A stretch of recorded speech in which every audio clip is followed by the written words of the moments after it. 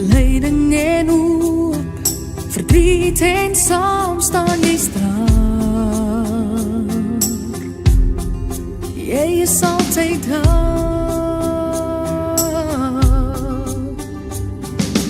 Dit wat ons doen, ons liefdes, ons vreugdes, ons plekke, ons thuisdes, tot daar waar ons reis, jy is daar. Afrikaans is ons wese. Dis die taal waarin ons groet, die taal is in ons bloed, is Afrikaans, vir ons mense. En ek stuur vir jou 'n sein, met 'n boodskap daarby, en waar jy is, sal jy dit kry, in Afrikaans vir ons mense.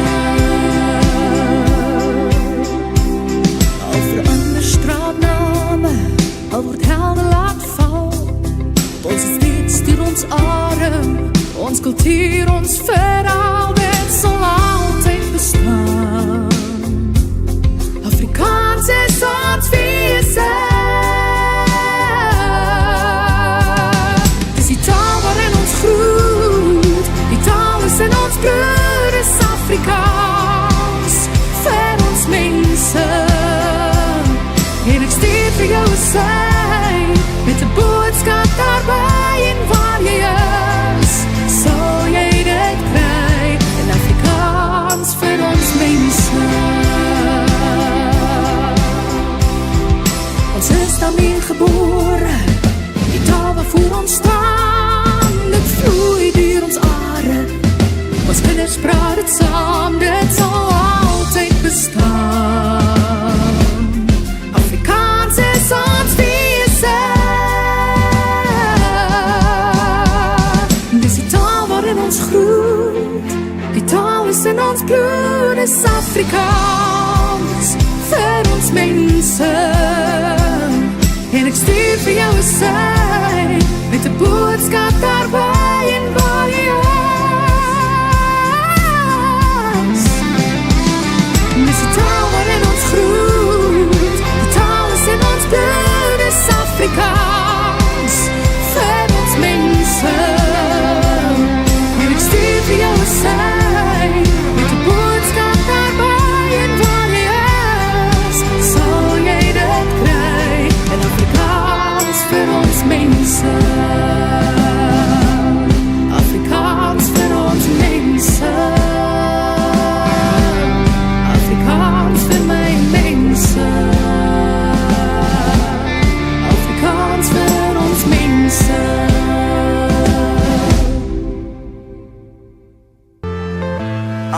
I'm saying bye to all the lies and all the times you cried, saying that I wasn't right, yet I was right by your side. You manipulator, playing games, your friends commentators, and I don't know what you say about our private conversations, but it's got them hating. Thanks to all the rumors you be claiming, it's cool, I'm done with you, so they can throw you a celebration. You gon' hate it when you see me with somebody living better. I'm trying to tell you that me just doing me gon' have you jealous.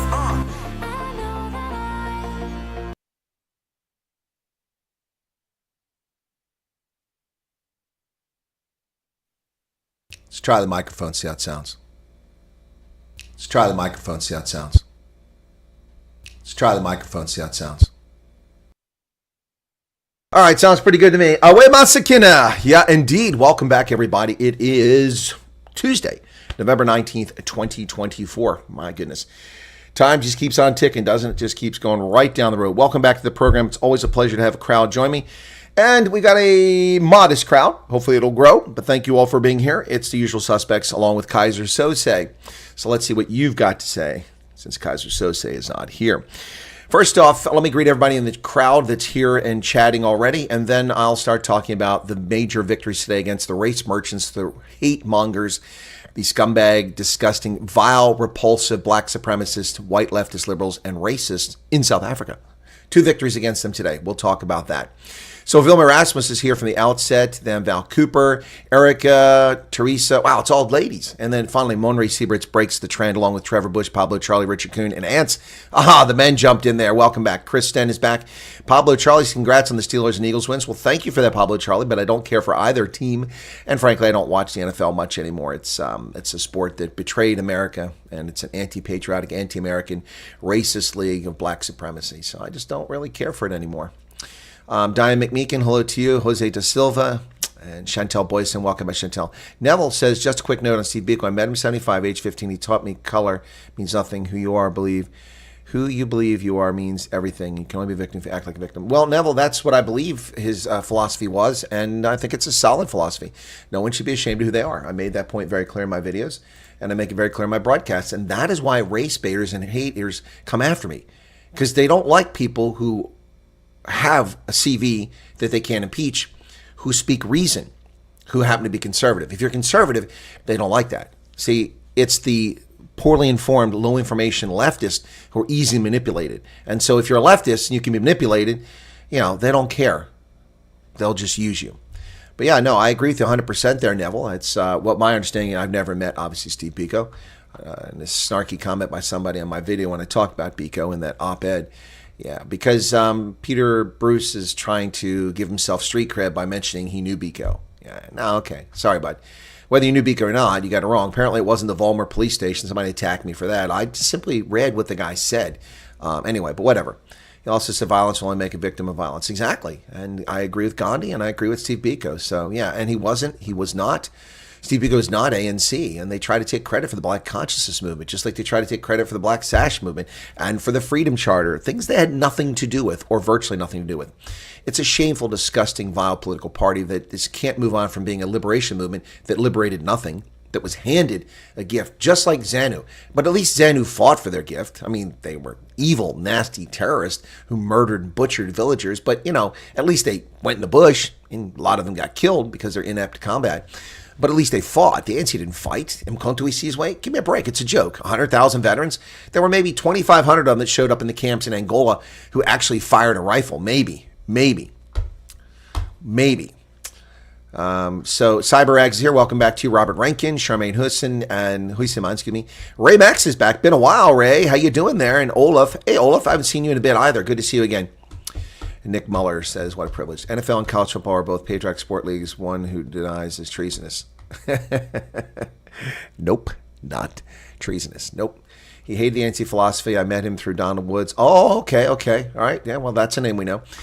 I didn't know you were related to Donald Woods. Okay. Yeah, no, he hated the ANC. Exactly. So, yeah. So they shamefully try to create credit for him. If you ever went to the Apartheid Museum, which I've been informed is closed now, I don't know if that's true since COVID, but the Apartheid Museum is located in Gold Reef City in Soweto. Every time I went there, and I've been there several times, the museum continued to change and become more of a veneration of the ANC and less the truth about what happened.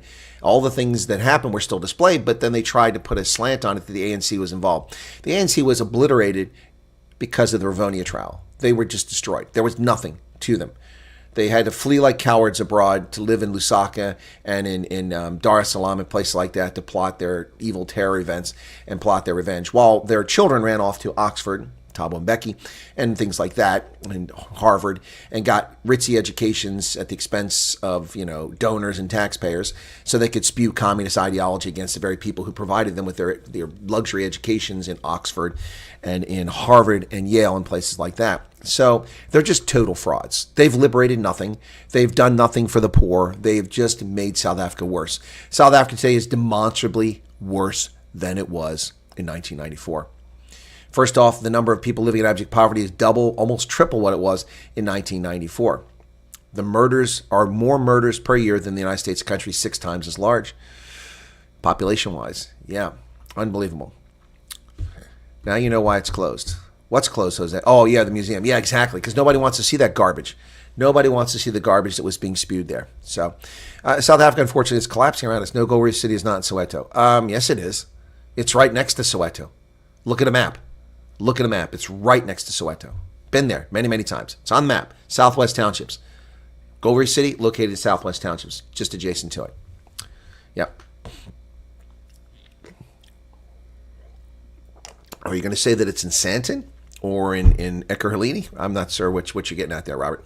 Anyway, thanks for coming in, folks. Appreciate you being here. But let's talk about the race merchants. Two things, two big victories today. First off, Hank's Olde Irish Pub in Cape Town, which was pillared and was demonized by angry leftists and race hustlers in the EFF, in the media, in Concert South Africa. All these people abandoned this organization, caused this business to collapse. Shameful conduct over a lie. Now, that lie was proven a year ago by a police investigation. A police investigation, not the defendant. A police investigation said there was no merit to it. It was all fictitious. It was all made up. And they got caught in their lie a year ago.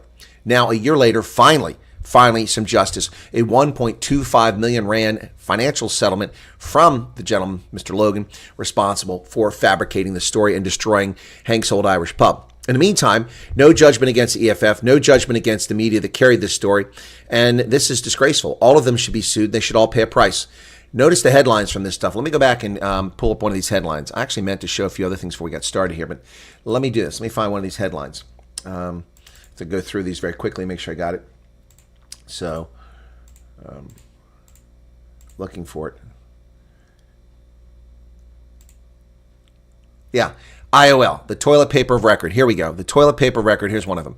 Black patron relives nightmare at racist Hank's Olde Irish Pub. Now, the problem with this story, Okule Hlata, is you are actionably suable for your lies here. You had no evidence that this was racist. These people had no evidence it was racist. You should have said racist allegation or claim of racism. But you called it racist remark. And putting quotes around it does not obviate, does not remove your misconduct as a so-called journalist at the toilet paper of record. So let's expose this so-called journalist, Okule Hlata, who ran this story. Black patron relives nightmare at racist Hank's Olde Irish Pub. It's not racist, and you have committed an offense against the press code. You should be sanctioned as well. So hopefully that will come about. We'll look and see. Now, the VOA, this is an accurate one, but it's not true. Cape Town bar blasted for alleged racism. See, that's how you run a headline. Alleged racism. There was no racism. Alleged racism. Oh, you're all going to correct me about Gold Reef City now. Exactly. It's all around it. Soweto is all around it. So, this one is correct. City Press, amid racism claims. See, that's what you're supposed to say in the media. But here, is someone going to go after Coconut Kells? Are we going to go after her? She takes a jab at racist Cape Town pub. The South African called it a racist Cape Town pub. Wow. Now, she might get away with it because it was satire, but I didn't watch her garbage, so anyway. So, ENCA, also guilty of fraudulent headlines. Cape Town pub under the spotlight for racism. Really? There was no racism. So, ENCA should be sued as well. Yep. Cape Town, etc. should be sued for its false headline. EFF responds to racism incident at Hank's Olde Irish Pub. There was no racism incident there. Chennai, Naya Kungengengewa. No racism incident. So you should be sued as well. All of you should be sued, and you should pay a stiff financial penalty. Now, this one they can get away with at the toilet paper for record. The Kiffness receives backlash after defending Cape Town Hank's Olde Irish Pub amid race storm. It was a race storm fabricated by all these media and by the scumbag who faked the whole thing to begin with. Now, this one is on the borderline. Concerts SA distances itself from Hank's Olde Irish Pub amid racism scandal. Well, that's also actionable. There was no racism scandal. The scandal, I suppose they get away with this headline. The scandal was the EFF and the media lying about it. So they might get away with that one. Anyway, it's just this is disgraceful. This conduct is beyond the pale. It's absolutely disgraceful. And this is what people got away with in South Africa for the past 10 years. Longer, but the 10 years, it's been a serious surge of this woke garbage and white people, Indians and coloreds, not standing up for themselves by and large, just rolling over and taking up the backside. It is time for people falsely accused of racist incidents to seek revenge, financial revenge against the people who have wronged them. Go after them. Sue them. Sue them. Amsterdam mayor apologized for claiming pogroms, says Israeli individuals were the aggressors. Arthur, thank you for that update. That's not the footage I saw. I saw people being hunted down in the streets on video because they were Jews. Now, if they started something, then you defend yourself and then you disengage. You don't chase people down the streets. She does not. I live in Amsterdam, and she does not want to resign. She's not taking responsibility at all. Well, yeah, she needs to go. It's those scumbags at UCT that I encounter right at the end of my tenure at UCT. Bastards, right, Patrick? Yep. Femke Halsema, the mayor of Amsterdam, eats bananas. Okay. Femke Halsema. Wow, that's a very, very Zuiderzee sort of name. Very Dutch sounding. It just rolls right off the tongue, doesn't it? Femke Halsema. Wherever she's from or her ancestors are from, I bet you there's no Dutch there. Unless she comes from Indonesia. There's a few Dutch there. Chris corrects me saying Gold Reef City is the west of Johannesburg, Mondior, and Rosettenville. Okay. Maps.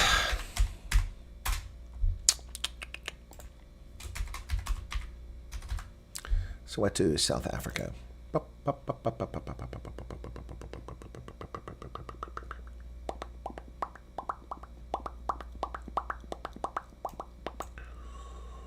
Okay, so here you go. That is Soweto, the Southwest Townships. I'm not going to help you improve Google Maps. And here is Gold Reef City. Gold Reef City. You see that? Wow, that's a long way from Deep Kloof is right there. Yes, there's Ormond. It's right there. That's Soweto. It's literally pissing distance away. Pissing distance away. Seriously?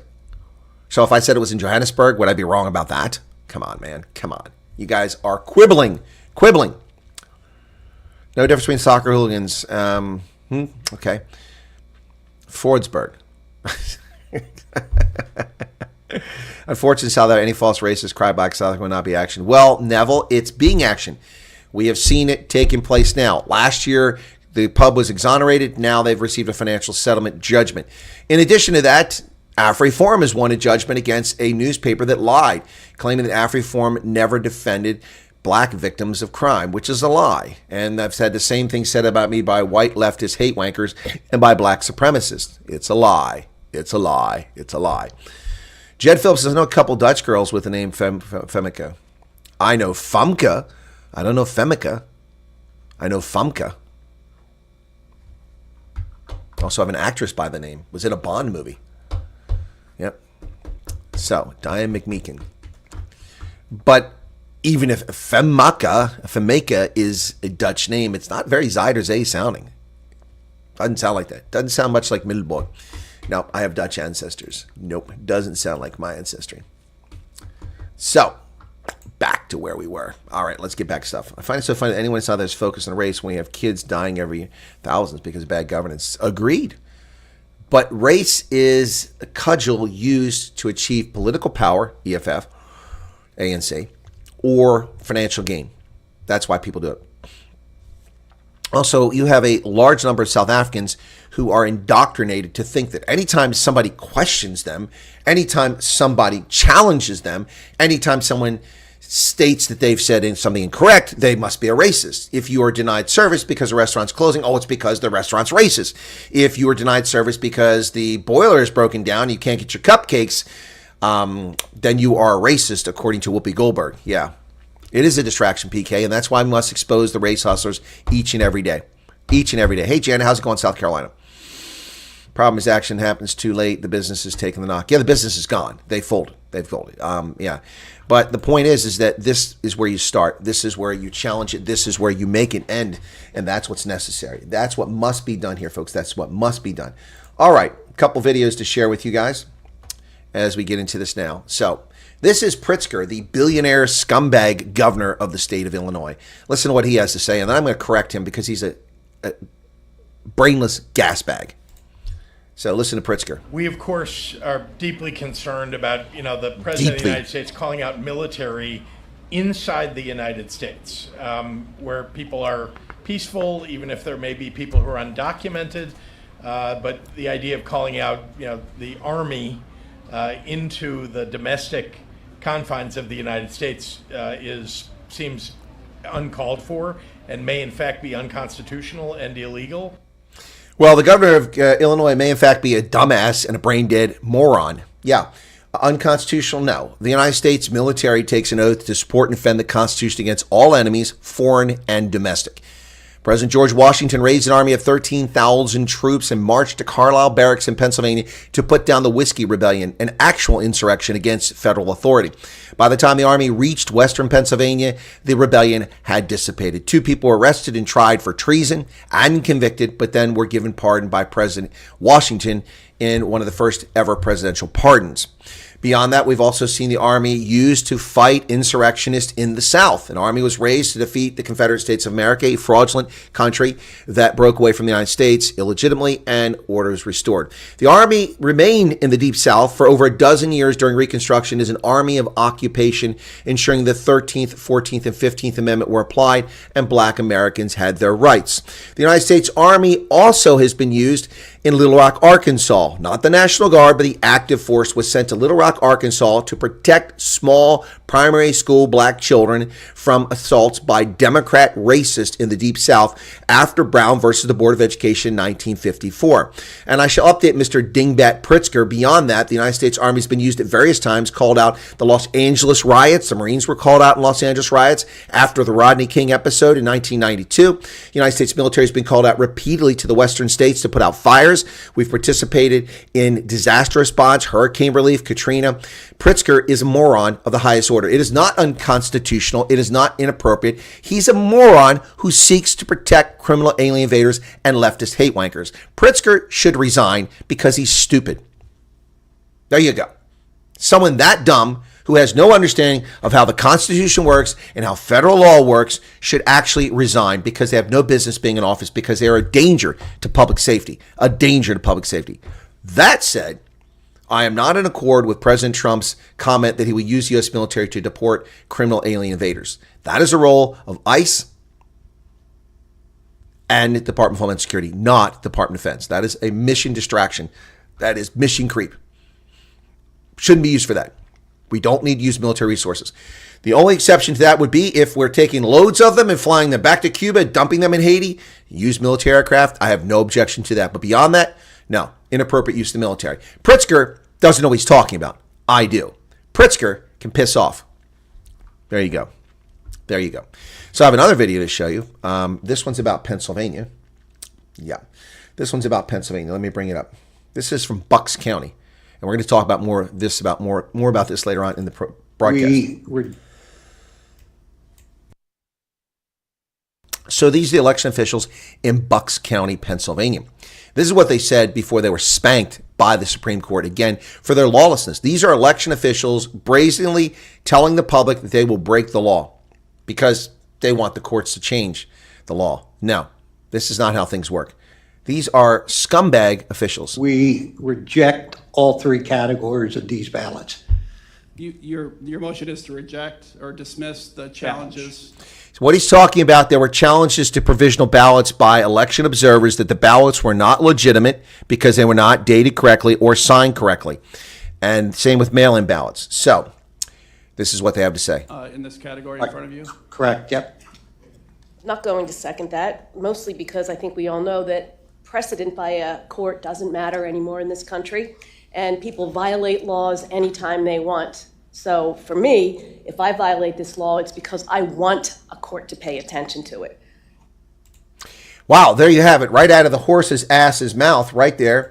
One of the chairman of that commission in Bucks County, Pennsylvania, trying to illegally, in violation of the Pennsylvania Supreme Court, which is overwhelmingly Democrat, 5 Democrats on the court, 2 Republicans, voted 4-3 for a third time to tell these morons to follow the law. This is what's going on. It is so bad that the Washington Post ran an op-ed on Sunday about the lawlessness, the election denial, and the election scams of Democrats here in Pennsylvania. That's how bad it's gotten.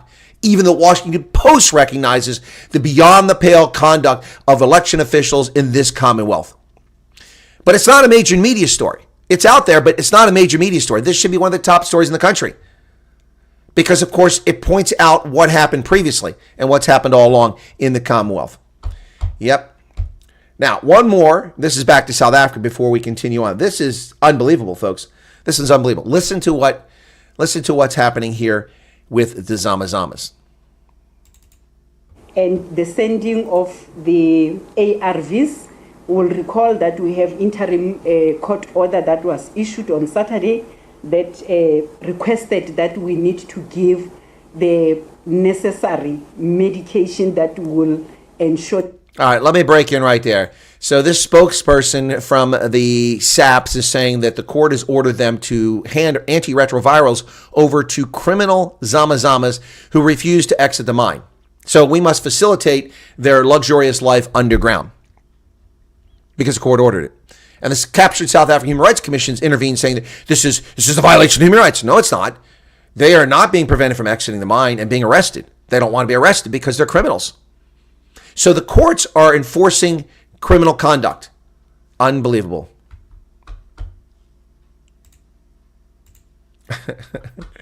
My thought says Gold Reef City was a fair distance from Soweto when we went there. Do the checking. Wow, you guys are really hard on about this. Wow. Again, what is closer to Soweto, Gold Reef City or Pennsylvania? All right? End of discussion. Good Lord. Honestly. Right. Well, World War III is around the corner, folks, courtesy of the demented lunatic sitting in the White House. Joe Biden authorizing the use of ATACMS beyond the Ukrainian borders to attack deep into Russia, 300 kilometers, and we are on the verge. We'll get to the inheritance tax, Jed Phillips. Hang in there. It's coming up here. But we are on the verge of global conflagration, courtesy of inept morons in the White House. We saw this previously when Barack Hussein Obama put the entire Middle East up in flames with his nonsense encouraging the Arab Spring and facilitating the Arab Spring, which led to the death of at least 1 million people. And we still have chaos across the Middle East as a consequence of Barack Hussein Obama's idiocy or his intentional undermining global security. Take it any way you want. He got his gig at Netflix and his $45 million a year, so I guess he doesn't give a flip. But now we have demented Joe Biden pushing his proxy war to levels previously unseen. America is on the verge of a conflagration in Russia. We are an active participant on the side of the Ukrainians who are not a treaty partner, who are not an alliance partner of any sort whatsoever. They are a rogue, corrupt, fascist state run by a penis piano-playing fraud grifter named Volodymyr Zelensky. That's what that country is. And unfortunately, Ukrainians and Russians are dying because of Joe Biden and Vladimir Putin's arrogance. The attack comes 2 days after it was reported that the Biden administration had lifted restrictions on the use of missiles against targets in Russia. Ukraine uses ATACMS inside Russia for the first time. 6 ATACMS were fired in the Bryansk region on Tuesday. Ukraine officials confirmed the use of missiles, speaking on the condition of anonymity because of the sensitivity of the subject. So they're cowards. They take our missiles, they fire them, they attack civilians in Russia, and they're cowards. Yep. Wow. There you have it. Escalating the war. A court has awarded 1.25 million rand in damages to Cape Town pub owners after the bogus racism accusations. Western Cape High Court ordered Christopher Michael Logan to pay 1.25 million rand in damages to Hank's Olde Irish Pub and his co-owners for falsely accusing the pub of racism. The defamatory statements led to significant reputational harm, financial losses, and emotional stress for the pub and its co-owners, the Papadakis brothers. The court awarded damages to offset the severe impact of plaintiff's professional and personal lives, including $500,000 to the business for loss of income. Wow. The damages awarded to Latari House, the operating company for the pub, and the brothers, Viron and John Papadakis, who at that stage were the co-owners of the pub. Logan accused Papadakis of racism and shared a video on social media claiming that his friend Tabiso Danka was denied entry to the pub because of his race. The post went viral and the assault case was opened against Papadakis, with the National Prosecuting Authority later declining to pursue it. They gained traction immediately with the public as Logan made statements during media interviews accusing establishments of having institutional racist policy. EFF held demonstrations outside the pub. Now the court has said it is clear as a result of the publication of the statements that plaintiffs were severely embarrassed and publicly degraded. They have been and will be prejudiced in their professional and private endeavors, and it's unlikely they will ever fully recover their respective reputations. And for that, they awarded $1.25 million. I would have started at $12.5 million and worked upwards. $12.5 million for lost business to the pub and another $30 million for reputational damages to these gentlemen. Yep. Bankrupt the race hustlers for their crimes.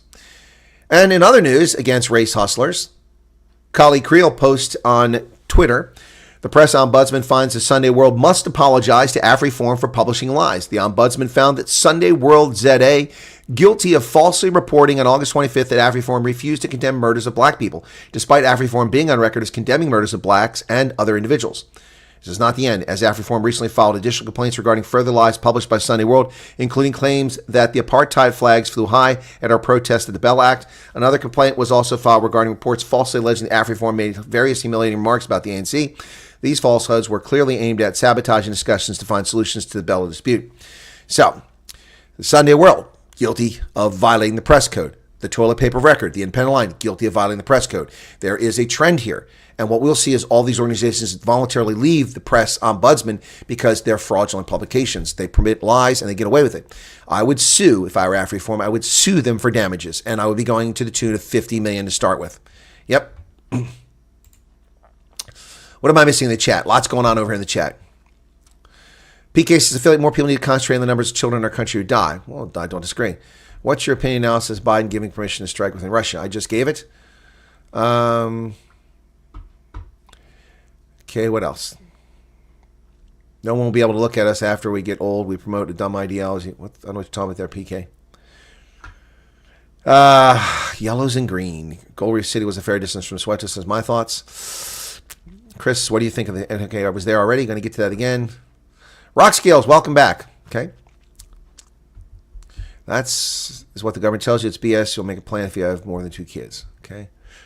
Colonel Wyatt is correct. It's regarding South African geography. Resistance is futile. Sloth puppy. Thank you very much, sloth puppy. By the way, I'm joking around with people. If people are taking this too much to heart, relax about the Soweto geography. Jenkins says, I'm in South Africa. The Colonel knows more about Joburg than me. People shouldn't have kids. No, people should have kids. You should reproduce. You should populate the planet. You should be like Elon Musk. Have 9 kids. Unless you vote ANC.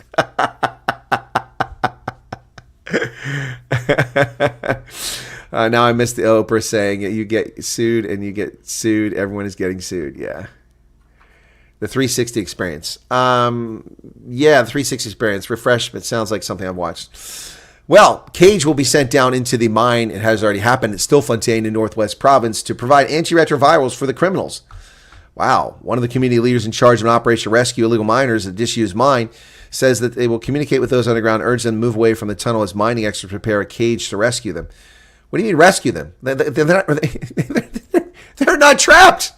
They're not trapped in a mine collapse. This isn't a mine collapse. These are criminals who went into a mine and are stealing minerals and refuse to exit. They're not trapped.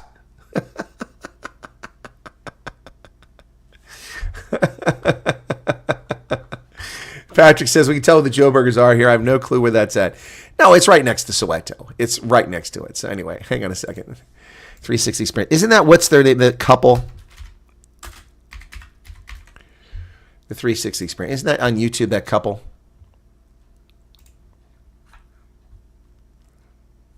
Oh, no, that's, yeah, okay. Oh, is that, what's his name?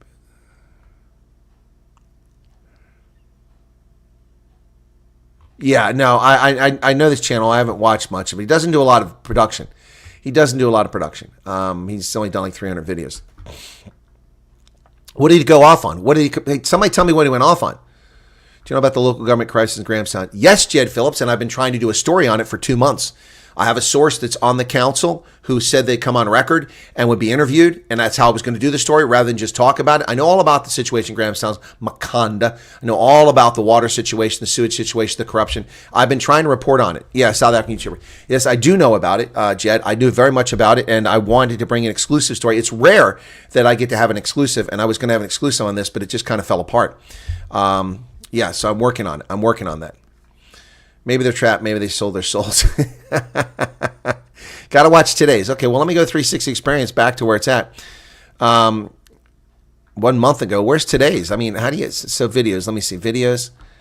Was it a lot? 4 hours ago. Racist black people and their ANC destroyed this country. Oh, okay. Okay. Spaza Shop Saga. ANC hate your children. Okay, he started doing more videos here, so... Huh.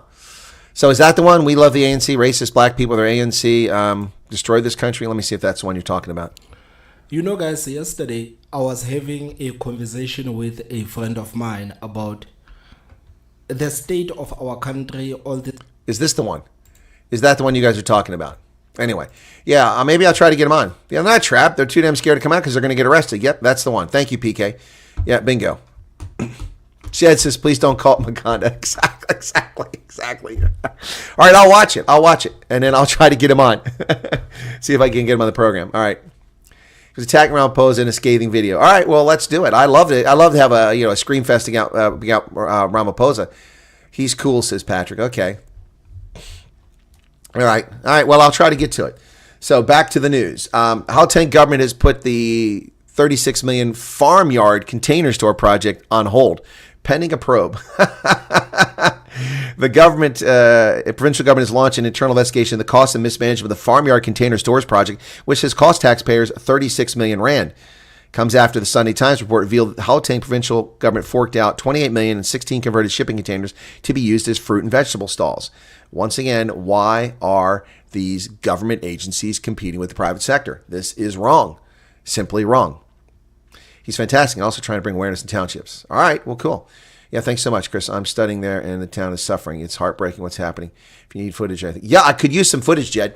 I could use some footage. Yeah, if you could send me some clips. And if you do it, please turn your phone in landscape. Don't send me portrait videos. Those are kind of useless.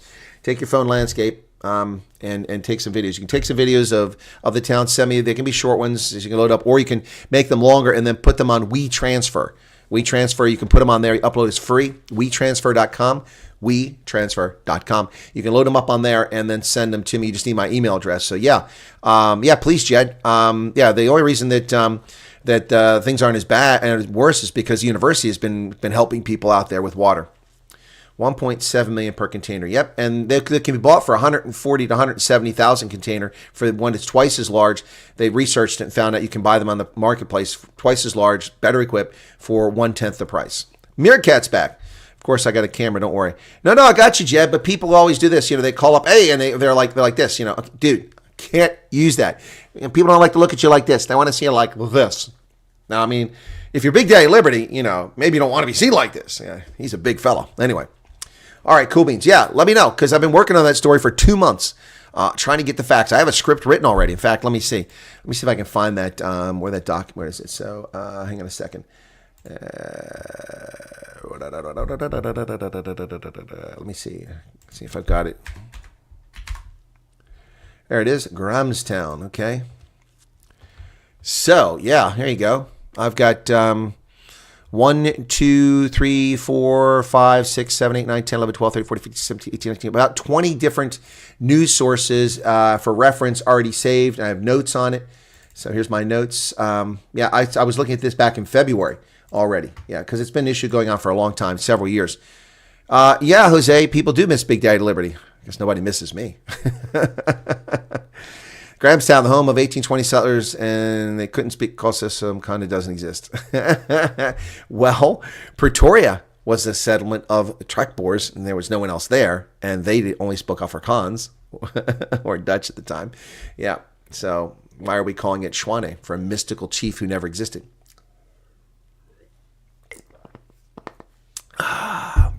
Pablo Charlie's parents still live there in Zimbabwe. University's useless. Most people are just paying to get their JoJo tanks refilled. Plus, most of the students don't even protest. Okay. Thank you. No, I've been reading that Rhodes actually had been helping people a couple years ago. So, all right. Well, Lucky Star says it wasn't ours. It's not ours, folks. Yep. Lucky Star has investigated, and the fish that are labeled Lucky Star are fraudulent. They're counterfeit. Wow.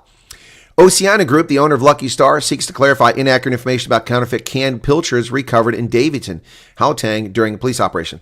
This comes after the South African Police Service in Gauteng detained 7 undocumented migrants. Criminal alien invaders, use the right term. Yep, Lucky Star now says that investigators and third-party experts have proven that it's not their product. Wow. It says if you want to make sure it's a product, examine the quality of the label. Only high-quality paper specific to the product is utilized. Counterfeit products labeling is often of lower quality. Check the print's clarity. Any smudge or color changing may indicate a fraudulent product. Yep. So these were fraudulent fish packaged with their labels. So those people hopefully will be charged with that as well. Well, those prepaid electricity meters that people love, they stopped working this week.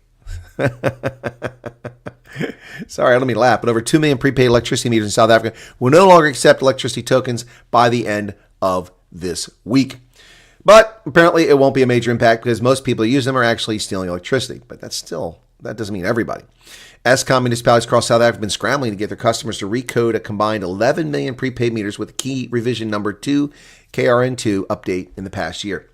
The recoding is necessary due to a time-based security mechanism in STS-compliant meters called the token identifier, running out of range on November 24th.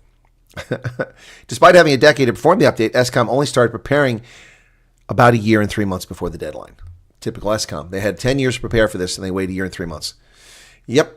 Why are they, I live in Grahamstown. Okay, I didn't know that. We had an incident of AIDS assassins this year where girls with the disease were intentionally infecting men who derived it, even boasted about it on Instagram. Wow.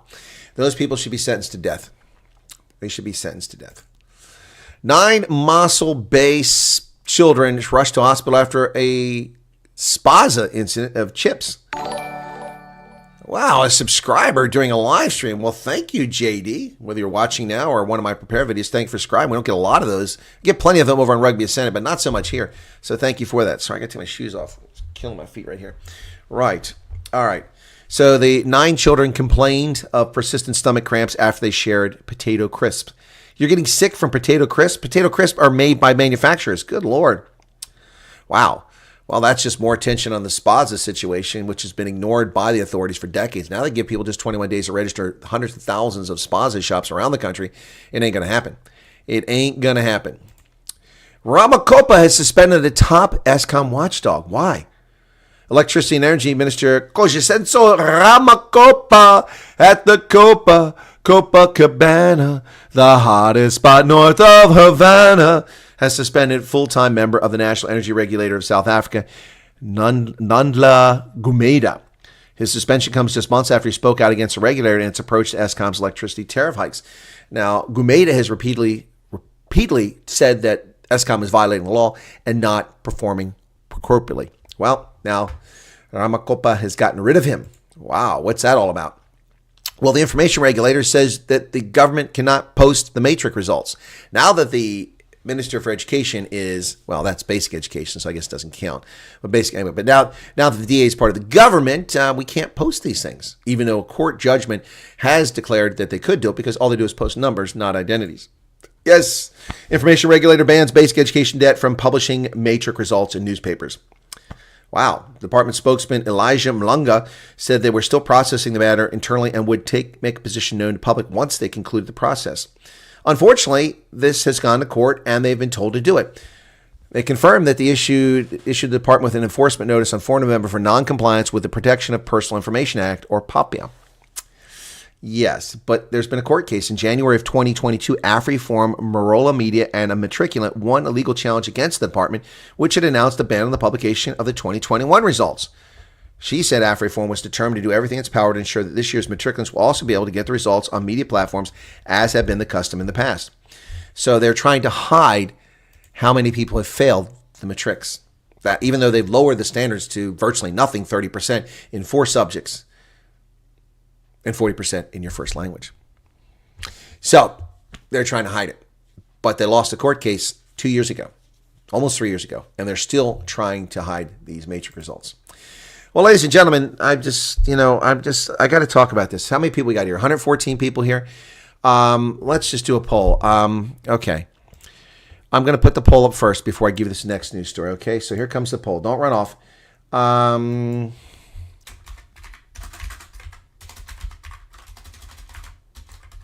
Your reaction.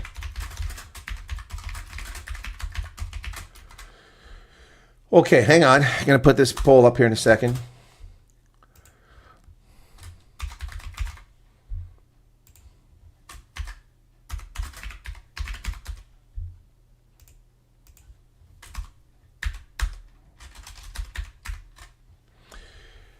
Okay, so here you go. The next story is about Zilla the Vanilla. Zilla the Vanilla. No, this is not a Mike Tyson rematch. It's not UFC fighting. It is the Democratic Alliance brought into disrepute. Something that Ronaldo Hus was accused of. Of course, Ronaldo Hus committed no such offense as a member of the Democratic Alliance. They railroaded him, this cowardly party. But look what they do. What's your response to the next story, folks? Let's get to that story.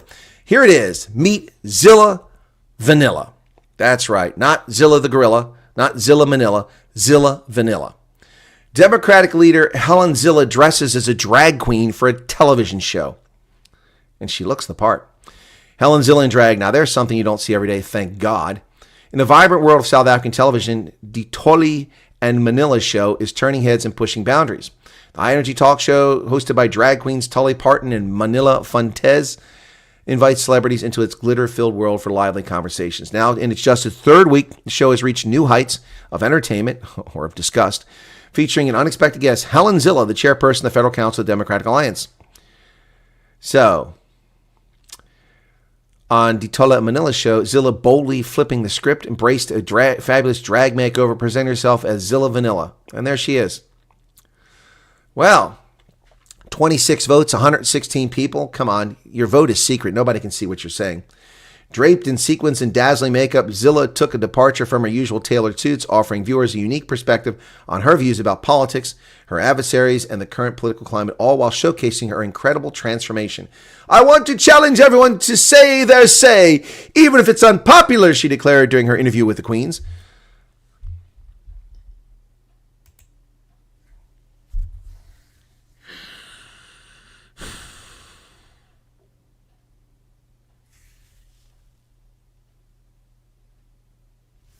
Seriously.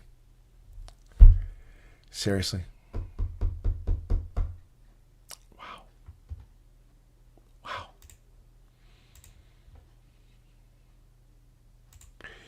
40 votes. So far, 7% think it's lovely.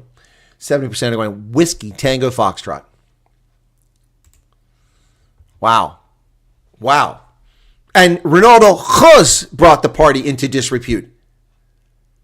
Seriously?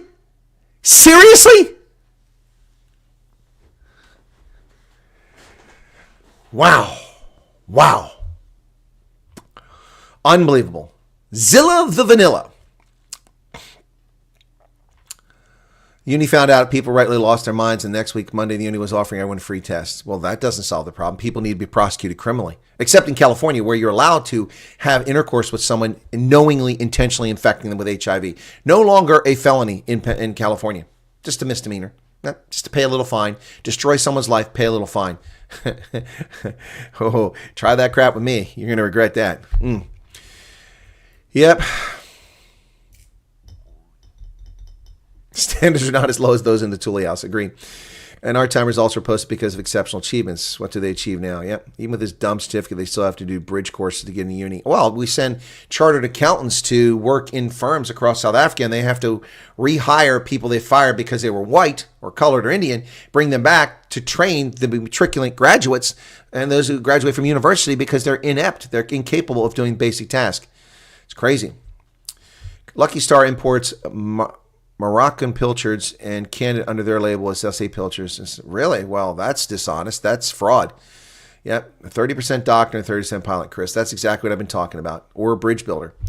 Zilla with het pilla. Yeah. What's this? Remember my results being released just before Christmas. Yep. We should be proposing better plans. We're just complaining and doing nothing. No, PK. I offer all kinds of solutions. I offer them here, and I offer them my election campaign. And I offer them wherever I work. And when I do consulting, I offer solutions, not problems. I expose problems. You have to fully investigate the problem to understand the root causes of it and the solutions. But I offer solutions. PK said, I just said Whiskey Tango Foxtrot because he didn't know what it meant. Well, it means what the fuck. That's what it means, Whiskey Tango Foxtrot. Trusty as far as I can see them, says Philip. Oh boy, Diane, best pizza. I was called. What Nick Muller. Super Soros funded. Yep. Okay. Imagine her poor grandkids stumbling on this because of prostitution, maybe. I don't know what that's about. Sometimes just can't help themselves, bring themselves into dispute. Yeah, it's a DA. That's Zilla Vanilla. Wow. Erica says, I regret my vote, but thank God I didn't vote DA. Jose said, and she released the book, Go Woke, Go Broke. Maybe she should follow that what she wrote. Exactly, Jose De Silva. I have the book. It's here somewhere. What's that? It's Stay Woke, actually. Stay Woke, Go Broke. Go drag, put the DA in disrepute. That doesn't quite rhyme, but we'll do it. Why South Africa won't survive America's culture wars. Well, Helen Zille was wrong in her book. You exported your shit to our country. We didn't have this student protest bullshit. That's South Korean and South African. You exported that bullshit here. You exported your race hustling here. We didn't have these problems before Barack Osama. Yeah, but you can see that I've highlighted quite a bit in her book. Yeah, so here you go, some more there. But Helen Zille's Stay Woke, Go Broke. She's the one that's woke. Wow, that's unbelievable. Unbelievable. She never had the plot. She was Juju of her day. Ooh, Brian, that's interesting. That inner feeling all those years about the DA is just coming true every day. The only thing I crow about with such pathetic opposition. Ashley Elbrick says, South Africa, Crueldeville. Yes, I do, but people with political power do not. You're right, PK, so we got to get rid of them. Do you think DA will last as a party? Yes, Jed. It'll always be woke, lefty, white South Africans who will glom on to the DA, and they'll still be able to hoodwink coloreds in the Western Cape, at least enough of them that they'll have a party. What will happen to them is that they will lose control of more municipalities in 2026, most likely. I mean, don't hold me to that. That's just based on current events. And they will get thrashed in the next elections. If Jacob Zuma does not die before the next elections, which is a possibility, the man is 81 years old. If he doesn't die before the next elections, then there's a very real possibility that the DA becomes the third largest party instead of the second largest party in South Africa, as MK will overtake it. Yep, not all balls. It's true, all that happens down in USA did happen here. Yeah, that's right, Wilma. It all started in South Africa, but Helen Zille tried to blame America for the bullshit. In her book, she blamed America for the nonsense happening in South Africa. There is stuff that happens in America that influences South Africa, and it does trend over there. That is true. But blaming us for your woke nonsense, no. You started the woke, and you are responsible for it in South Africa. Not my audience, but South Africa. Go drag, go mad. Well, that's close. That's better. Go drag, you old... Oh, my God. Ants. Oh, ants. That's just mean, but that's probably the best one. That's probably the best one. Wow. Can you believe that? Can you believe that? Zilla Vanilla. What the hell is she thinking? I mean, look, she's not a YouTuber. She's not a podcaster. She's not a comedian. She's not a commentator on television. She is the leader of a political party.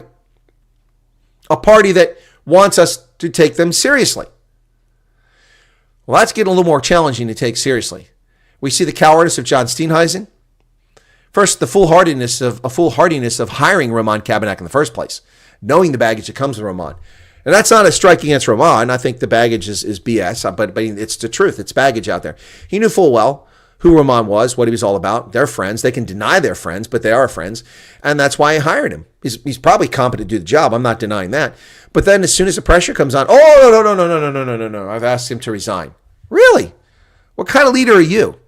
That you don't stand up for the people that you hire? Roman committed no offense. Nothing that was said about Roman was a surprise. It wasn't like Roman was discovered to have funneled money to the Cuban terrorists. It isn't like Roman was caught in a sex scandal while serving in office. None of that. Simply, people don't like what Roman says, and you cowardly back out. John Steenhuisen. And now we have Helen Zille prancing around like a drag queen on a television show. Are you serious?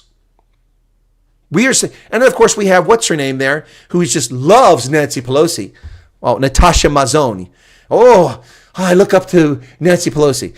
You know right there that this is not a party you can take seriously when their idols are Nancy Pelosi, a criminal in Congress who grifted millions of dollars. Wow. Wow. Slippery Bickle says, come on, be fair, Chris. Helen is still better than Biden or Harris. Well, of course she is. But I mean, that's an incredibly low bar. Look, it's a shame. She tarnishes who she is. Helen Zille had an incredible reputation, a well-earned reputation, as a great leader, as an influencer, as someone who got things accomplished. It's all pissed down the drain. It's all just gone now. It's just gone. Leah Minar, welcome to you. All right, I'm going to close the poll because it was from a while ago. Got 61 votes, okay?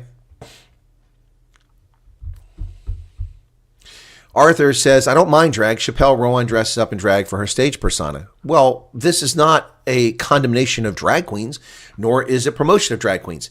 It's a story about the leader of a political party dressing up as a drag queen and going on television.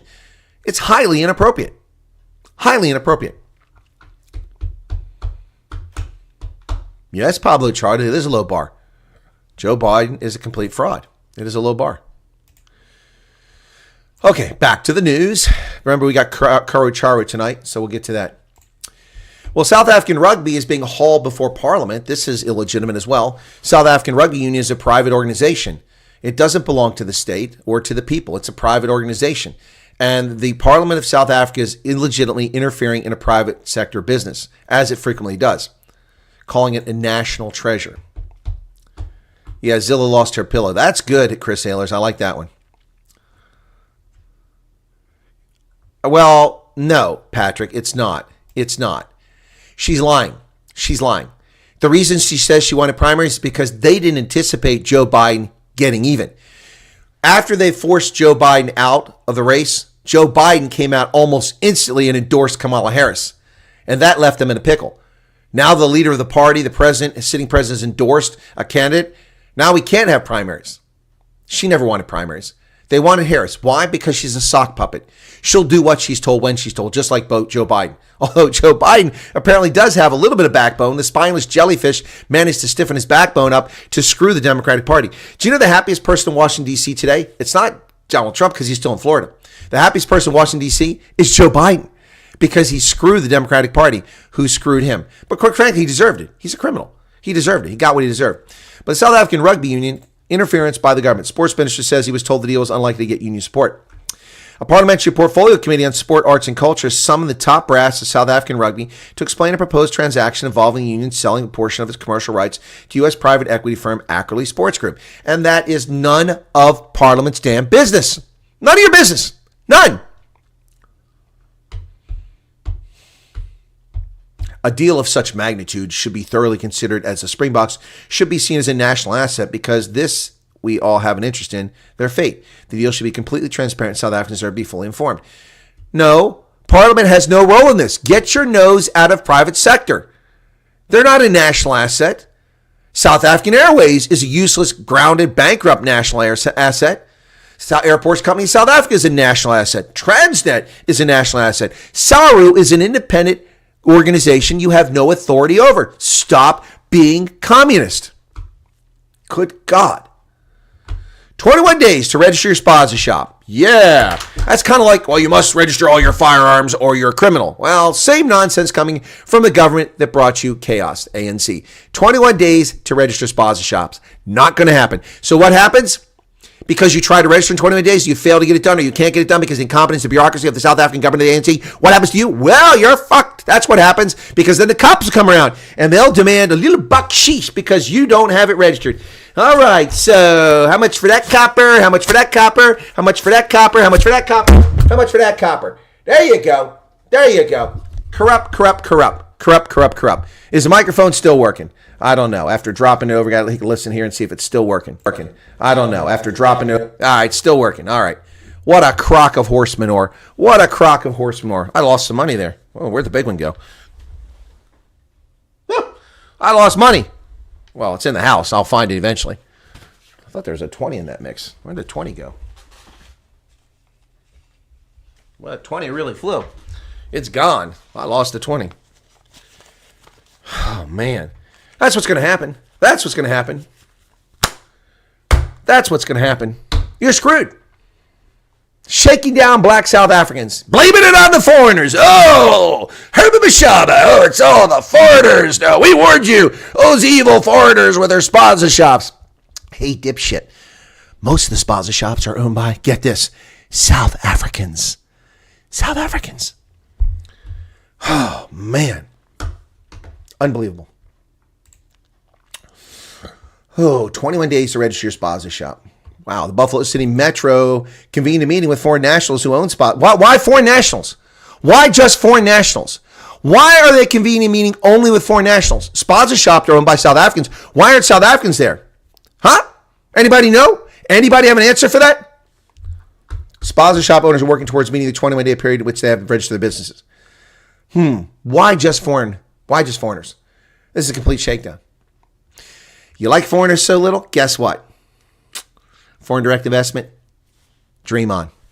35 billion rand has been drained from retirement accounts since this idiotic two-pot system was opened up to allow South Africans to compromise their future retirement. And so they'll come begging for money in 5, 10, 15, 20 years when they have no money in the retirement account because they took the money out or they have insufficient. And they'll beg us for money and they'll tax you and they'll take money out of your pocket to pay the fools who took the money today. SARS has issued tax directives to nearly 50 billion in the two-pot retirement outflows. Wow. As of November 18th, 2,153,942 directive applications were received, and a total of 1,914,306 directives were issued, with a total gross value of 35 billion rand. $1.6 billion has been drained from retirement accounts in South Africa. What do you think that's done to the capital markets? Woo! All that money had to be sold from stocks and mutual funds and bonds. Well, Cyril Ramaphosa, speaking at the G20 summit, says the United Nations must remain the centerpiece of multilateralism. That's what I have to say to Cyril. Wow. Ashley said the $20 just arrived through the Magic TV. Well, it didn't arrive for the super chats, that's for damn sure. President Ramaphosa used the G20 Leaders Summit to call for respect for the United Nations Charter.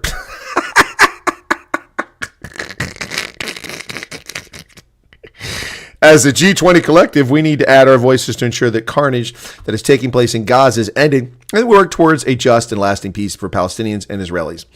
The UN Charter must be respected. Really, the UN Charter is being respected. Israel is exercising the right to self-defense when a country attacked them. That's what the UN Charter says, a right to self-defense. It's right there in the Charter. Dingbat, McDonald's, Blowboy, Cyril Ramaphosa doesn't know what he's talking about again. What about the Uyghurs in China there, Cyril? The Rohingya in Thailand, in Burma, Myanmar. Or what about people in Somalia or in Darfur, or in Sudan, Mali, Niger, Car? What about all those people whose rights are being violated by governments that you support? Cyril Ramaphosa. Ramaphosa. Well, this story I reported on briefly yesterday after Ronaldo tipped me off because it didn't show up in my feed from News 24. Former Nelson Mandela Bay Mayor Gary van Niekerk is unperturbed against a motion, no confidence against him. Well, I hope it succeeds. And I hope the criminal charges against him are legit so he can pay. Former apartheid cops find themselves in the dock in the country of no truth and no reconciliation. No truth and no reconciliation. Nothing but lies and vengeance. That's what South Africa is all about. The TRC, a fraudulent process that papered over the crimes committed by South Africans of a certain persuasion, but not all. And here we are, over 30 years later. Former apartheid cops plead not guilty to the murder of activist Cephas Nyoko. So why can't these cops be forgiven their crime, if they've committed a crime, just like the murderous bastards who killed Amy Beale in the Cape Flats because she was white? They butchered her with cinder blocks, pummeling her to death in a painful death. And her idiot parents forgave them. The Truth and Reconciliation Commission said it was a political murder. Why was this not a political murder?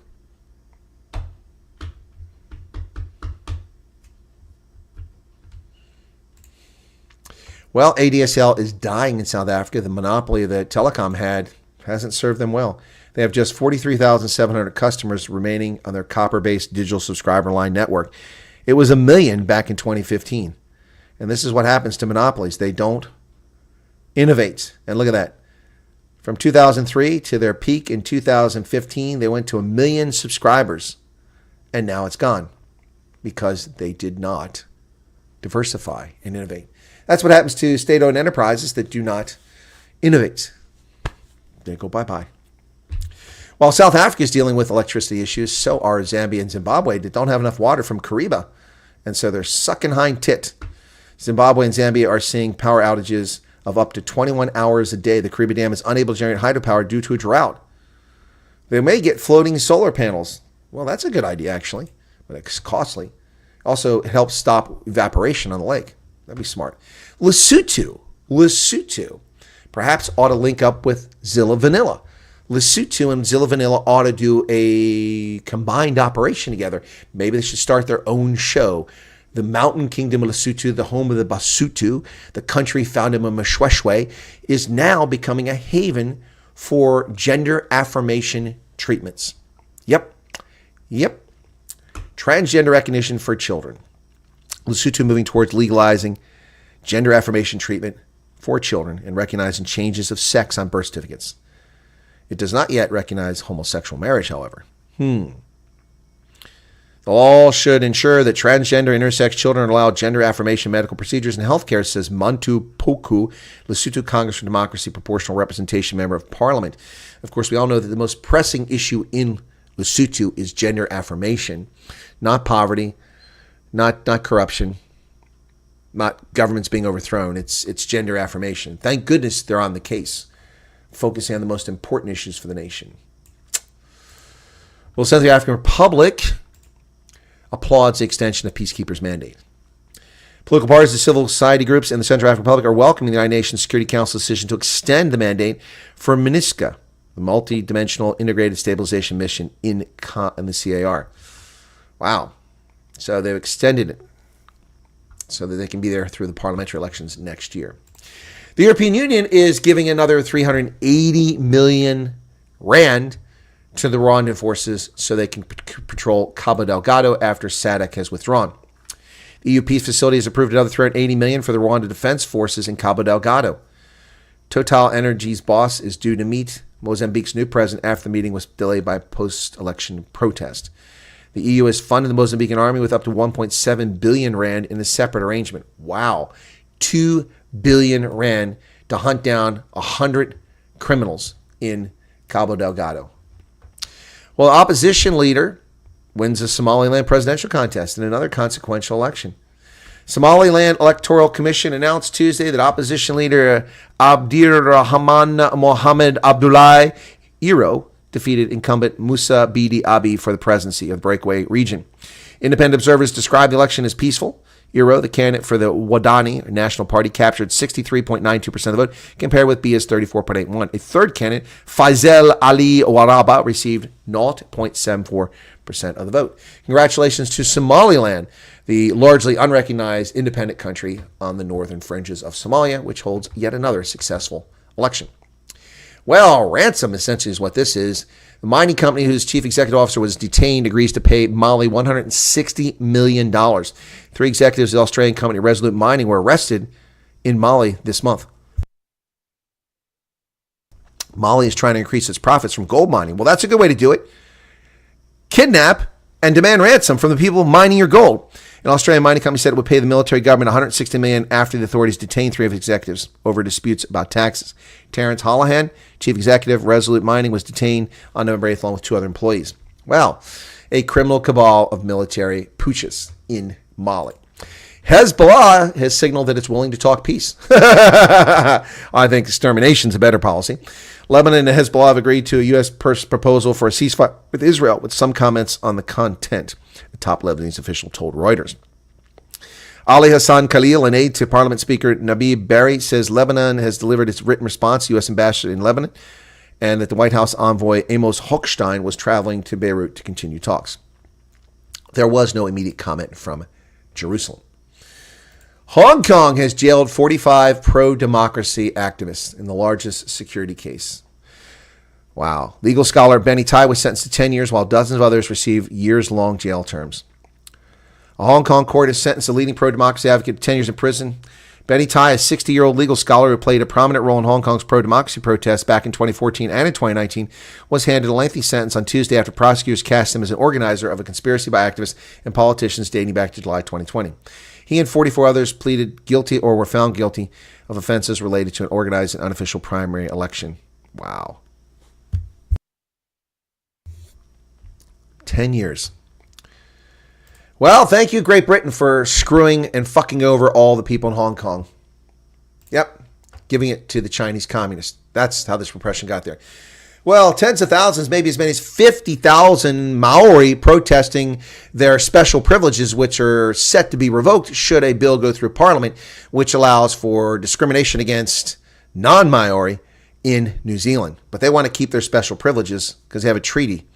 One of New Zealand's largest ever protests in support of Maori rights drew 42,000 people to the parliament. Maori haka chants rang out across New Zealand's capital as tens of thousands rallied against a conservative push to redefine the nation's founding treaty that critics say threatens Maori rights. No, it threatens their special privilege is what it threatens, and that's what they want to retain. Bare-chested men draped in traditional feather cloaks were joined by horse riders waving the red, white, and black Maori flags. Well, that's insurrection there. Children marched alongside adults bearing distinctive full-face Maori moka tattoos and clutching ceremonial wooden weapons. Protests have been swelling. The bill has no chance of passing. Its mere introduction has triggered this insanity. Wow. Many critics, including some of New Zealand's most respected lawyers, see it as an attempt to strip long-agreed rights to the country's 900,000-strong Maori population. But the problem is that they have special privileges. Former Conservative Prime Minister Jenny Shipley said just putting it forward threatened to divide New Zealand in a way that I haven't lived through in my adult life. Seen as the country's founding document, the Treaty of Waitangi, signed in 1840 to bring peace among 540 Maori chiefs and colonizing British forces. Look at all those people that showed up.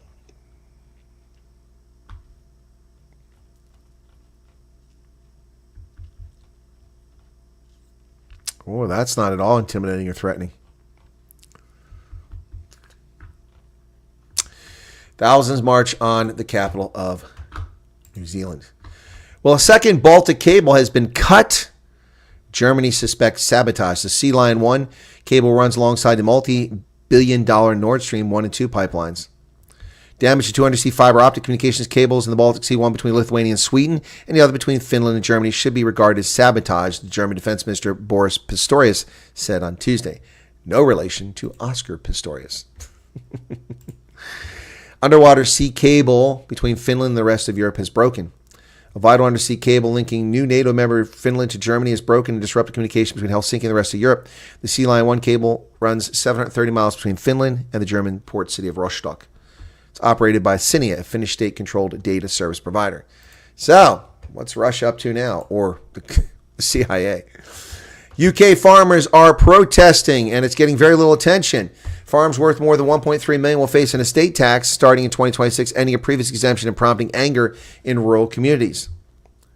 Thousands of farmers gathered in central London on Tuesday, the biggest show of opposition to a policy announced in Britain's centre-left government since it won power in July. Angry at inheritance taxation changes outlined last month's budget by the Chancellor of the Exchequer, Rachel Reeves, protesters carried placards reading "No farmers, no food," while a procession of tractors drove past Parliament, voicing a broader sense of grievance among some of those who live in the countryside. Now, I did plan to talk about this and actually make a video, but I haven't had time to do it because it's going to be in response to this moronic op-ed from Will Hutton, a leftist hate wanker in the UK, in The Guardian, saying that farmers have hoarded land for far too long. Inheritance tax will bring new life to rural Britain. And basically describing farmers as pigs. That's a sketch by Dominic McKenzie. Will Hutton is a dangerous, thieving bastard who wants to take other people's property because he claims it's immoral for them to have the property and that releasing the property will spur growth. Well, it's their property. I don't care how long they've inherited. One family's had it for 650 years. And his argument that it's immoral to have land broken up by the Normans. And look, the Normans won. And so they have a right to that. And their descendants have a right to that. And this is an effort to destroy generational wealth. What is the point of building wealth if the state confiscates it when you die? And he says, it's just a little bit. But it's not taking out of your pocket, Will Hutton. It's not being taken out of your pocket. So that's my thoughts on that. The question was asked earlier about my thoughts on the UK farm protest. I think that the people who own the land are right to own the land. And the reason why property prices are so high is because Britain has allowed 9 million aliens to invade the island. 9 million aliens have invaded Britain. That's why there's no space. That's why there's no availability. That's why things are so high and space is so tight. Stop letting people in who abhor your political landscape. Well, apparently Canada has foiled an assassination attempt by Iran against a former minister. Canadian authorities recently foiled an alleged Iranian plot to assassinate Erwin Cotler, a former justice minister who's been a strong critic of Tehran. The 84-year-old was Justice Minister and Attorney General from 2003 to 2006, and he retired from politics in 2015, but has remained very active with many associations that campaign for human rights around the world. The Globe and Mail newspaper reported that he was informed on October 26th that he faced an imminent threat within 48 hours of assassination from Iranian agents. Wow. An email to the French press agency, the Raoul Wallenberg Center for Human Rights, where he is an international chair, confirmed the report that he was in danger. Wow, the Iranian hit squads are everywhere, folks. Now we turn our attention to the Commonwealth of Pennsylvania, right here in the United States. The Pennsylvania Supreme Court has once again, for the third time in the span of 15 months, told election boards they may not violate Act 77, which they did in 2020 and they're doing in 2024. Pennsylvania Supreme Court rules ballots with date errors should not be counted. It's a major victory for Dave McCormick, who holds a narrow lead against Bob Casey. The Pennsylvania Supreme Court ruled Monday that election officials must abide by an earlier decision and stop counting mail-in ballots that were invalidated because of an incorrect date on the outer envelope. Pennsylvania Supreme Court orders counties not to count undated ballots as the Senate recount is set to begin. There you go. In a 4-3 decision. And in the Washington Post, of all places, the Washington Post is castigating Democrats. I'm going to read this, folks. Democrats thumb their nose at the rule of law in Pennsylvania. Before the November 5th election, Pennsylvania Supreme Court ruled that provisional ballots must be signed in 2 required places and that mail-in ballots must be dated. They ruled that in 2023, again several weeks ago, and they ruled it a third time yesterday. Yet elected Democratic officials, this is the New Washington Post writing this, yet elected Democratic officials in Philadelphia and 3 other counties, Bucks, Center, and Montgomery, voted this week to defy these and other court decisions at the request of lawyers for Democratic Senator Bob Casey. Wow.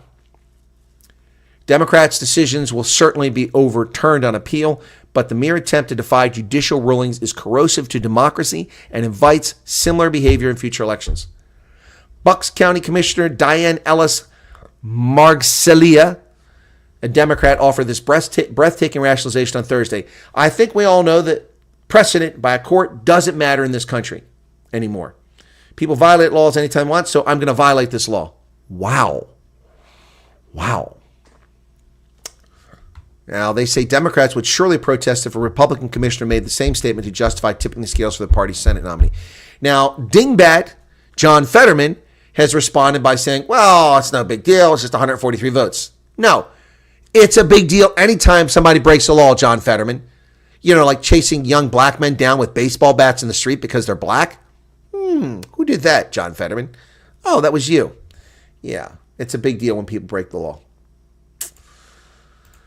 Well, the Bucks County chair said it was misunderstanding. You misunderstood what I had to say. Oh, yes, indeed. Bucks County Commissioner Diane Ellis Margcelia apologized for the upset and confusion caused by her comments last week about her reasoning for wanting the ballots deemed deficient by the court. She blamed a misinterpretation of an inartfully worded statement on her part. I apologize for all the upset and confusion it caused. An inartfully made statement. Really? Inartfully worded statement is what she had to say. Let's listen to her in her own words once again, okay? This is what she had to say. She's on the left. Democratic chair of this commission. You ready for this? Here we go. Reject all 3 categories of these ballots. Your motion is to reject or dismiss the challenges in this category in front of you? Correct, yep. Not going to second that, mostly because I think we all know that precedent by a court doesn't matter anymore in this country, and people violate laws anytime they want. So for me, if I violate this law, it's because I want a court to pay attention to it. And I want her criminally charged. That's what I want. I want her criminally charged because she's undermining confidence in our electoral system. That's what I want. Well, Josh Shapiro, after quietly sitting back and saying nothing like the coward that he is, the governor of Pennsylvania, for days now, since November 5th, 2 weeks ago today, he said nothing until last night after the court ruled for a third time not to count illegitimate but illegitimate ballots. And finally, Josh Shapiro opened up because he has no choice in a callow way that he always does. 4 Pennsylvania counties openly disregarded a ruling from the highest court in the state. And he said, any insinuation that our laws can be ignored or do not matter is irresponsible and does damage to the faith in our electoral process. The rule of law matters in Pennsylvania. It's crucial for counties and both parties to respect it with their rhetoric and their actions. Well, it's also crucial for the governor to have come out on November 6th, 7th, or 8th and made the same statement. But cowardly little Josh Shapiro. And here's another op-ed piece, this time in the Wall Street Journal. Really good.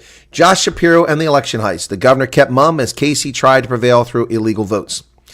Pennsylvania Senator Bob Casey refused to concede his re-election loss to Republican challenger Dave McCormick because Mr. McCormick leads by less than half percentage point. An automatic recount begins tomorrow. It's a mess. In 4 counties, Bucks, Philadelphia, Center, and Montgomery, election officials openly defied a 2023 Pennsylvania Supreme Court decision by counting undated or misdated ballots in an effort to drag Mr. Casey over the finish line. On Monday, the state Supreme Court issued an unsigned order to the counties. They shall comply, in all caps, with the prior rulings of this court in which we have clarified that mail-in and absentee ballots that fail to comply with the requirements of the Pennsylvania Election Code shall not be counted. The capitalization was in the original. That is not from this op-ed. That's what the court said. It's an ignominious look for Mr. Casey as he exits the political stage, but the bigger question is this. Where was Governor Josh Shapiro? Where the hell has Shapiro been? The moderate Democrats' silence on this attack on his state's electoral integrity thundered up and down Pennsylvania. But let's remember that Josh Shapiro was the Attorney General in 2020. He took no action against Larry Krasner. He took no action against what was happening in 2020. Josh Shapiro is part and parcel of all this. And he only spoke up after he had little option to do so. Wow. Even the Washington Post sees this for what it is. In an editorial Saturday headline, Democrats thumb their nose at the rule of law in Pennsylvania, the paper noted the election officials were acting at the request of Mr. Casey's legal team. The Post added that Mr. Casey was almost certainly lost the race. Those who know the governor aren't surprised that he let all this go by, as I am not. Unfortunately, Governor Shapiro's refusal to lead on election integrity and his silence on the subject has been typical of him and his administration, said Nathan Benefield, Senior Vice President of the Harrisburg-based Commonwealth Foundation. He avoids taking a firm position and tries to play both sides on every issue, from elections to educational choice, energy, and economy. Yep, he isn't the only Pennsylvania Democrat unconcerned about the lawlessness of the state's election officials. On Sunday, Senator John Fetterman told CNN because the Bucks County flap involved just 115 ballots, it's no big deal. He said if McCormick was losing, if he was in Casey's shoes, he would do the same thing. Except McCormick lost the race last time by 700 votes and didn't do this. So John Fetterman is a shithead. Yep, I said it. That's what he is. He's a lying sack of manure. Yeah, he doesn't know what he's talking about. Well, things are not looking good at the Democratic National Committee, where layoffs are in the order of the day.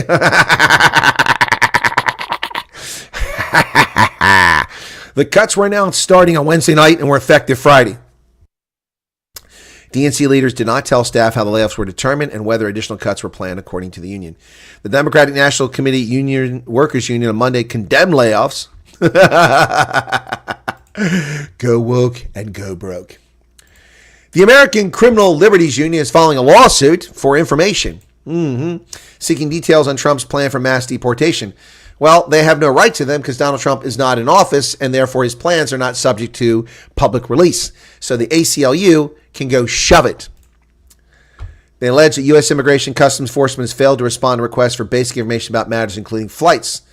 So they want to get their handle on the information about the criminal flights that are taking place now so they can complain when Trump becomes president. Yes, the American Criminal Liberties Union exists solely for the benefit of criminals to hurt Americans. Well, the Biden regime is seeking $100 billion in emergency aid after Hurricanes Helene and Milton.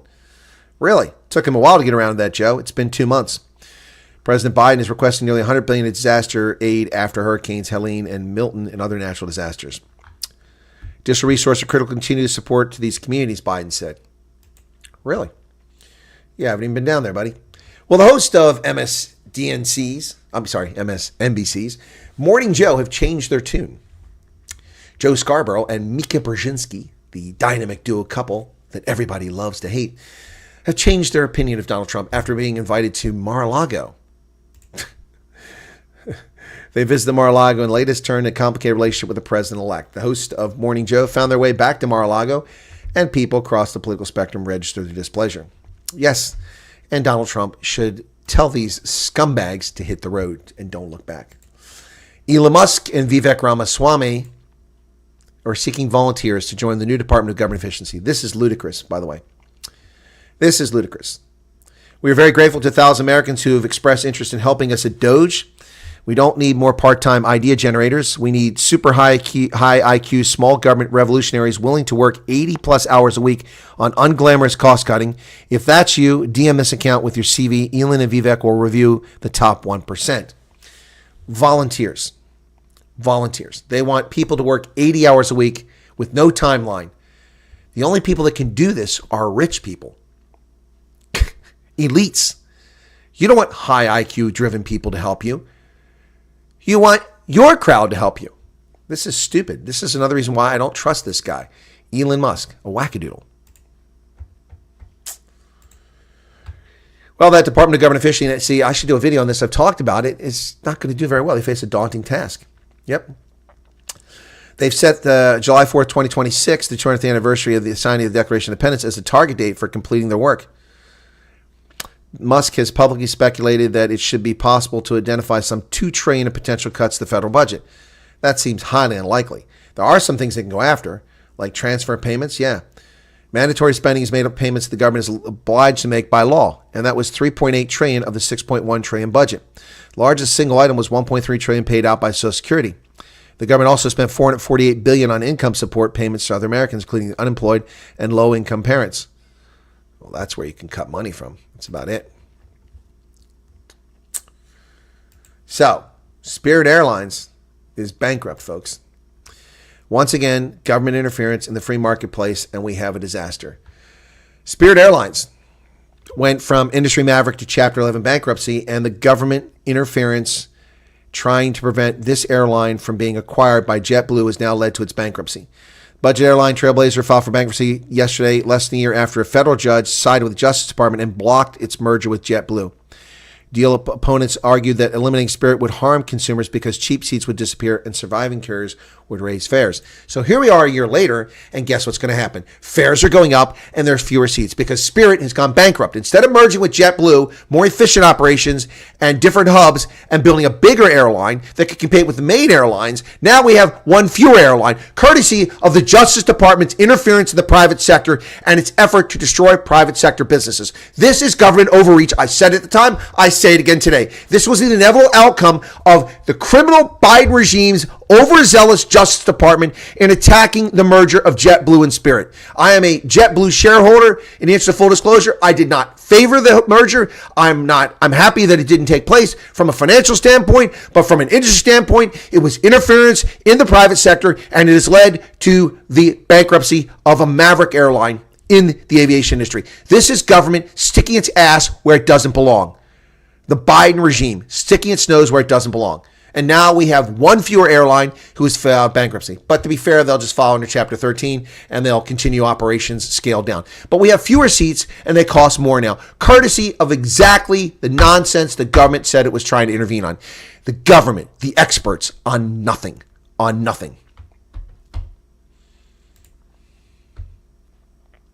Spirit Airlines files for bankruptcy amount mounting financial losses. The biggest U.S. budget airline says it expects to operate as normal as it works its way through Chapter 11. I said 13 is Chapter 11. All right. Wow. Shares the Miramar, Florida-based Spirit dropped 25% on Monday after the Wall Street Journal reported the airline was discussing terms of possible bankruptcy filing with its bondholders. Yep, the stock has crashed 97% since 2018 when they were still making money. Wow. There you go. Government interference. Jewish students, oops, that's a half hour away. Jewish students unite in Crown Heights amid rising campus anti-Semitism. Over 2,000 Jewish college students from 176 universities across 8 countries gathered in Brooklyn over the weekend for this year's Pegisha, meaning encounter, the world's largest Jewish student Shabbat celebration. Wow. 2,000 is the largest, really? Blackstone is purchasing Jersey Mike's sub shop. Jersey Mike's is the second largest sub-style sandwich company in the United States after Subway. A private equity deal has been struck for majority stake in the closely held Jersey Mike's subs. Yep, Blackstone has a history of investing in franchise businesses. They bought Hilton back in 2005, I think it was, and then sold it a decade later and made $14 billion off their investment. Wow. 3 times what they put into it. Former Maryland Governor Martin O'Malley, Democrat, has announced his bid to become the chairman of the Democratic National Committee. We must connect our party with the most important place in America, the kitchen table of every family's home. Martin O'Malley, once a contender to be the next face of the Democratic Party, fails. Arthur Fromer, Army veteran who started a travel industry business while serving in the Army in Germany in the 1950s, has passed away at the age of 95. The man who revolutionized the bargain traveling market. Arthur Fromer, travel guide innovator, has died at 95. There he is with his daughter Pauline in 2012. Arthur Fromer, whose Europe on $5 a day guidebooks revolutionized leisure travel by convincing average Americans to take budget vacations abroad, has died. He was 95. Died from complications of pneumonia, according to his daughter. My father opened up the world to so many people. He believed deeply that travel would be an enlightening activity and one that did not require a big budget. While serving in the U.S. Army in Europe in the 1950s, he started writing a guidebook for American soldiers. That sold out. He launched what became the travel industry's best-known brands. One of them is self-publishing Europe on $5 a day in 1957. It struck a chord and became an immediate bestseller. Fromer's brand, led today by his daughter, remains one of the best-known names in the travel industry, with guidebooks to destinations around the world, influential social media presence, podcast, and a radio show. Wow. Wow. His final editions now came around to say that Europe on $95 a day, a far cry from the $5 a day back in the day. Well, if you're an American and you're distraught over the election results, we have a solution for you. The island of Sardinia invites you to move there, and they'll sell you homes for as little as $1. $1 US. $1. I lost the $20, so $1. That's a 5. These are all out of order here. There we go. $1. You can buy a home in Sardinia for 1 greenback. That's right, folks. They want you to move to the lovely island of Sardinia for $1 in the Mediterranean. Yeah.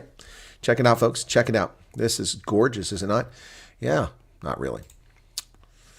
Italian Village offers $1 for Americans upset by the U.S. election result. Look at that. Ooh, looks pretty, but that's not what's on offer.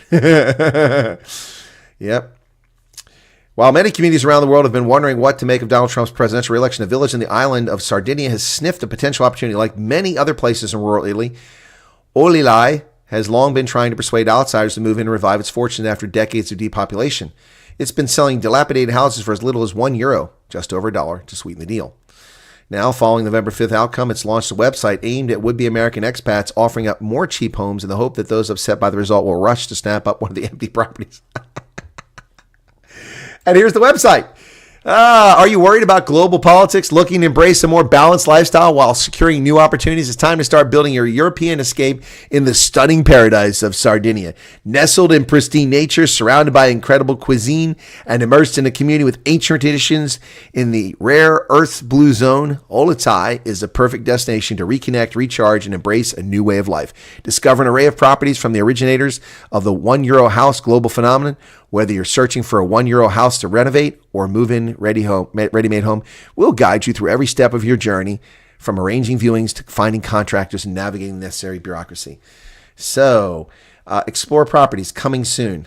Okay? There are no properties to explore. $1, huh? $1 buckaroo. And there you have it there, folks. That's the news for today. I hope you found that entertaining, interesting. Let me go back and see some of the comments here. It's been an interesting broadcast today. This might sound the same, but I think tax should be raised on the mega rich. So to first sort out the national debt, the poor can't help pay back the trillions. I don't agree, Arthur. I agree what should happen is taxes should be cut to spur economic growth, and at lower rates of taxation, higher amounts will flow into the Treasury. We've seen it repeatedly. The Bush tax cuts prove positive. The Reagan tax cuts prove positive. And the most significant ones to see the amount flow into the Treasury were the Trump tax cuts. The Treasury soared in the amount of revenue it's taking in when tax cuts were made. When taxes are raised, revenue to the federal government declines, and the debt gets bigger. It's just what happens. So I don't think that you should tax just the rich. I think you should lower taxes on everyone. If I were in charge of this country, I would eliminate the federal corporate tax rate, only allow states to provide or apply taxes to corporations if they want, and they would pick rates that make them competitive like Delaware. So no federal corporate tax, personal income tax. I don't like it, but we can't get away from it because the federal government is simply too large. And so I would lower the federal tax rate to a flat tax rate of 10 to 15% max for everyone. Meerkat says, when will you and Aaron's conscious character have an interview? Meerkat, we've done a lot. What are you talking about? What interview? What interview? So hang on a second.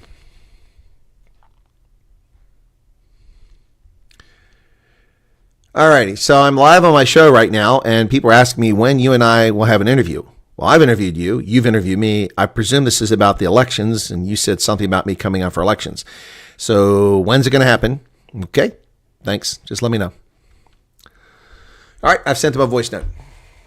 I wouldn't go to suit for any medical procedure. Neither would I. Especially not to have your tallywhacker messed with. What did people have against Freedom Front Plus for its alternative? I have nothing against Freedom Front Plus, Colonel Isla. Charmaine, your 3-pot is a tax pot. Yep. 35 billion already. Exactly this much. Colonel, when will we... Okay, got that. When will Ibrahim Traore Burkina be removed from power? Wouldn't count on anytime soon. Everyone is stuck in the past. Our future is dying. PK. Come on, I'm not stuck in the past. You're right, but it won't change. It's ideological. Okay. I stand with Maori people. Native Americans have similar privilege. I don't think that's true, Arthur. Native Americans don't have the privilege that the Maori secured in that treaty, which is disadvantageous to non-Maori New Zealanders. It's not a level playing field. But it's not going to get passed, so it's no big deal. Robert, welcome to you. Robert Zede. Okay. Neville says, if the vegans can spray paint on monuments, surely farmers can spray cow crap on parliament. Well, they've done it in the Netherlands. Dump cow crap. Indian YouTuber and comedian that has created a new political party. Oh, you're talking about Karucharo. Yeah, that's coming up next. Okay, not the reason England is in a financial pickle. Austerity measures after 2008 Brexit are the main reason. Brexit is not the reason UK is in a pickle. It's the austerity measures. Brexit has had virtually no impact. That's a red herring. Oh, what will we do? How will we negotiate exit? You just leave. But how do we trade? The existing treaties were in place beforehand. You deal with those. And if the European Union doesn't abide by the agreements you had previously, then negotiate new ones. Simple as that. Yeah, Bill Gates might buy all the farmland. No, the UK royalty doesn't cost the taxpayer very much. The royals must take what they have and invest it. England must chuck expensive old ornaments. Bill Gates is... what are you guys talking to each other? Josh Shapiro is your governor. That is correct, Pablo Charlie. He is my governor. The royal family contributes about $2.5 billion to the British economy annually, while the average annual cost for UK taxpayers in royal upkeep comes around $500 million. So there you go. So it's a $2 billion net gain. Thank you, Neville. I'm sure those numbers are pretty close. I've seen them before. Right. Pennsylvania recount is fraught with fraud. I don't know if it will be. Neville, dodgy numbers. Hunter says they're dodgy numbers. King Fat Sausage Fingers is making a killing off his duchy.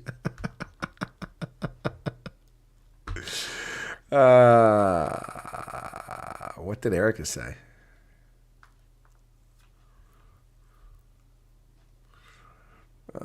Bending the knee.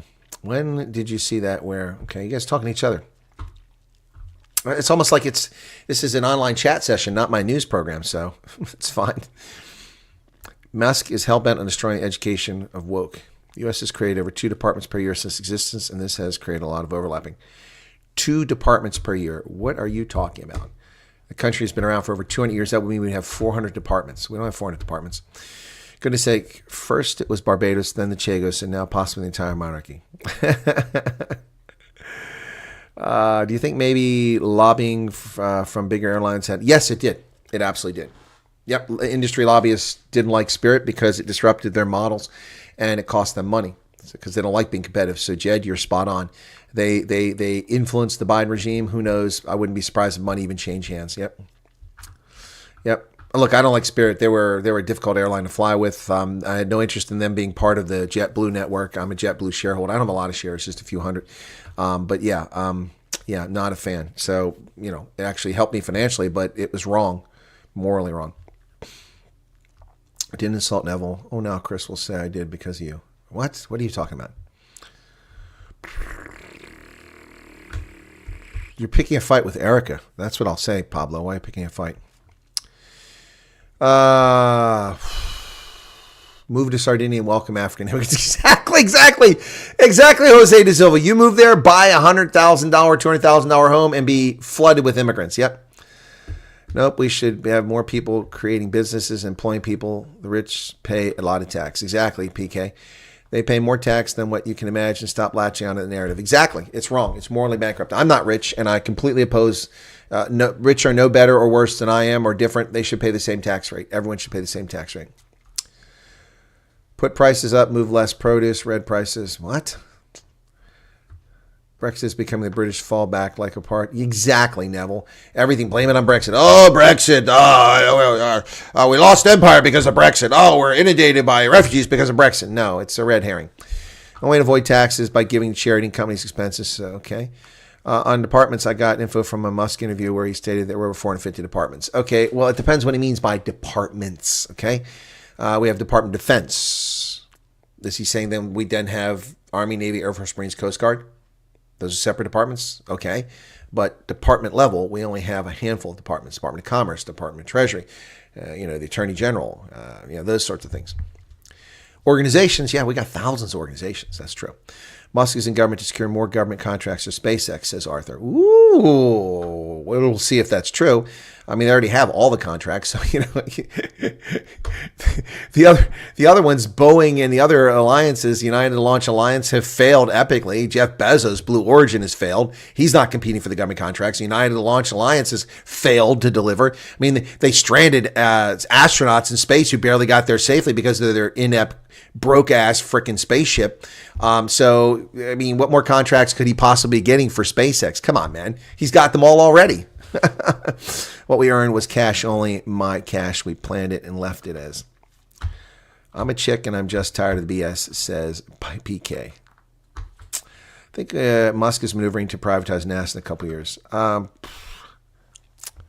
don't know about that. Why would he want NASA privatized? Anyway, I'll be back at 5 p.m. today. That's going to be midnight for South Africans. 4:30. So 11:30 South African time. 4:30 here to cover the SpaceX launch. Why? Because the Teflon Don, will be at the Boca Chica launch facility in Texas. Donald Trump will be present for the 6th Starship launch. Woo! Yeah, so I'll be covering that. Once again, we're not covering just because the Don. We like to cover those launches.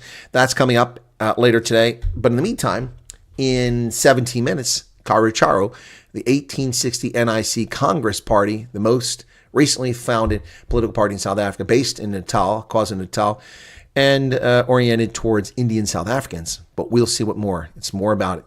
All right, so Pablo's undercover.